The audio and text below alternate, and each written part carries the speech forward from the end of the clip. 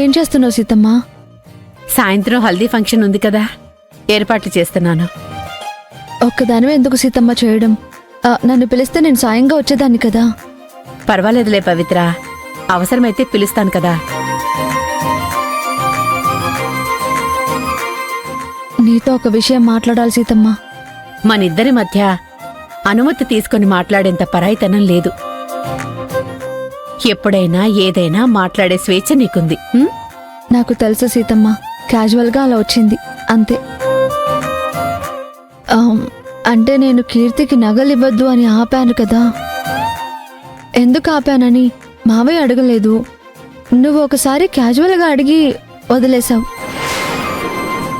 నేను వద్దు అని చెప్పడానికి కారణం ఉంది సీతమ్మ. అదేంటో టైం వచ్చినప్పుడు చెప్తాను. పవిత్ర, ఇది నీ ఇల్లు, ఈ కుటుంబం నీ బాధ్యత. ఏ నిర్ణయమైనా తీసుకునే హక్కు నీకు పరిపూర్ణంగా ఉంది. నువ్వేంటో మాకు తెలిసినప్పుడు కారణాలేంటని వివరణ ఇవ్వాల్సిన అవసరం ఏముంది? అత్తయ్య గారి నగలైతే ఇప్పుడు వద్దన్నాను, కానీ పెళ్లికి నీ నగలు కీర్తికి ఇవ్వు సీతమ్మా. ఇంటి ఆడపడుచు మెడలో నగలు లేకుండా పెళ్లిలో తిరగడం అంత మంచిది కాదు. మంచి ఆలోచన పవిత్ర. ఆడపిల్ల బోసి మెడతో ఉంటే ఏం బావుంటుంది. ఇప్పుడే తెస్తాను. సరే.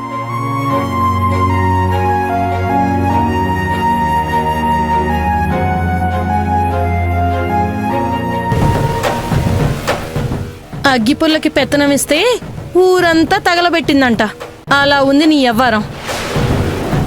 అసలు నీ గురించి నువ్వేమనుకుంటున్నావు పవిత్ర?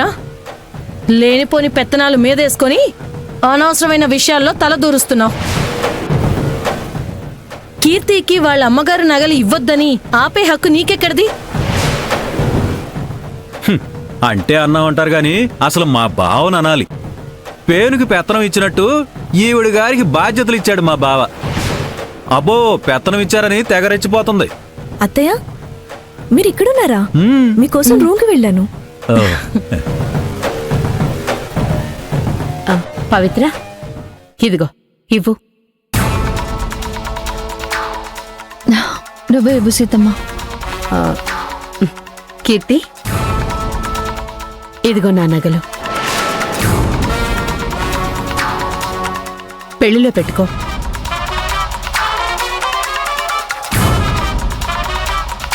వదిన గారి నగలు కీర్తికి ఎలాగో వస్తాయి. ఇవి బోనస్. పెళ్లి తర్వాత కూడా ఇవి ఉంచేసుకోవచ్చు. పర్లేదు సీతమ్మ, ఇప్పుడేం వద్దు.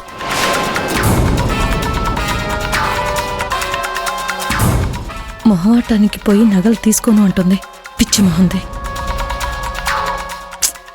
సీత అంత అభిమానంగా ఇస్తుంటే వద్దంటావేంటి కీర్తి? మరే తీసుకో.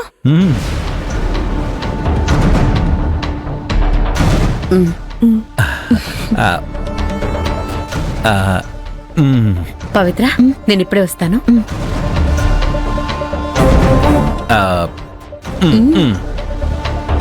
ఒక నిమిషం. నేను పెత్తనం చేయట్లేదు, బాధ్యతగా ప్రవర్తిస్తున్నాను. ఏమన్నారు? నేను అనవసరంగా తలదూర్చి కీర్తికి ఇవ్వాల్సిన అత్తయ్యగారి నగలికి అడ్డుపడ్డానా? ఒకవేళ ఇస్తే ఏం చేద్దామని పిన్ని? కీర్తిని అమాయకురాల్ని చేసి మీరు ఆ నగలు వాడేసుకుందామనా, లేదా అవసరం పడితే అమ్మేద్దామనా? పవిత్ర, అరవద్దు. నేను అరిస్తే మీ బండారం బయటపడుతుంది. నిన్న మీరు మాట్లాడుకున్నదంతా నేను విన్నాను. నా గెస్ కరెక్ట్ అయితే కీర్తి మెడలో ఉండే అత్తయ్య గారి చైను మీరే తాకట్టు పెట్టి ఉండాలి, లేదా అమ్మైనా ఉండాలి. చూడండి, ఆ నగలు అత్తయ్య గారి జ్ఞాపకం. వాటి మీద మీరు హక్కులు తీసుకుంటే చూస్తూ ఊరుకోను. చక్రవర్తి మావయ్యకి ఈ విషయం చెప్తా. అంతేకాదు, ఇప్పుడు సీతమ్మ ఇచ్చిన నగలు కూడా పెళ్లి వరకే. వాటిని ఉంచుకుందామని వాడుకుందామని పిచ్చి ఆలోచనలు చేస్తారేమో. అది నేనుండగా కుదరదు. ఆ? అబ్బో. ఉఫ్, ఏంటి ఈ వేడి? అబ్బా.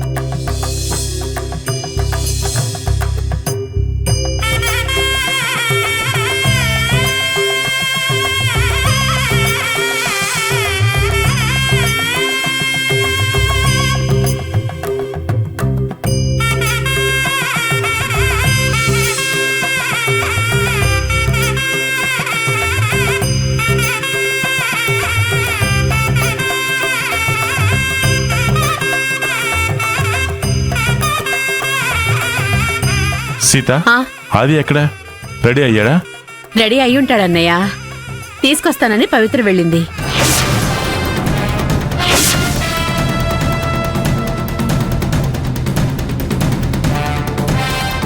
అదిగో వస్తున్నారన్నయ్య.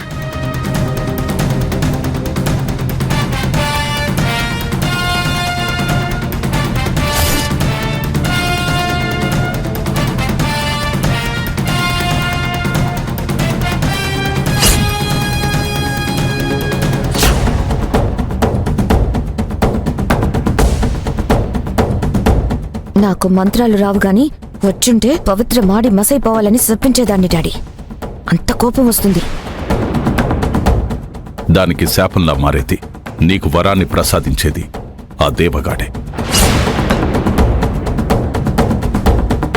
నువ్వు ప్రశాంతంగా ఉంటావు, అంతా వాడి చూసుకుంటాడు. అమ్మా పవిత్ర, మళ్ళీ మళ్ళీ చెప్తున్నానని అనుకోకు.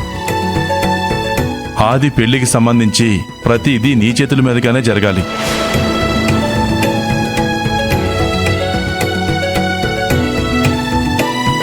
అందులో తేడా రాకూడదు.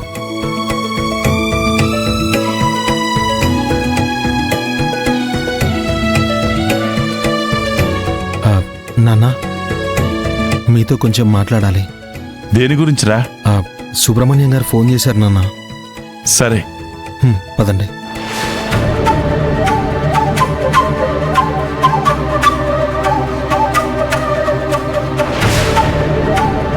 మావయ్యకి నేను పనులు చేయకూడదని ఎలా నచ్చజెప్పాలి సీతమ్మ?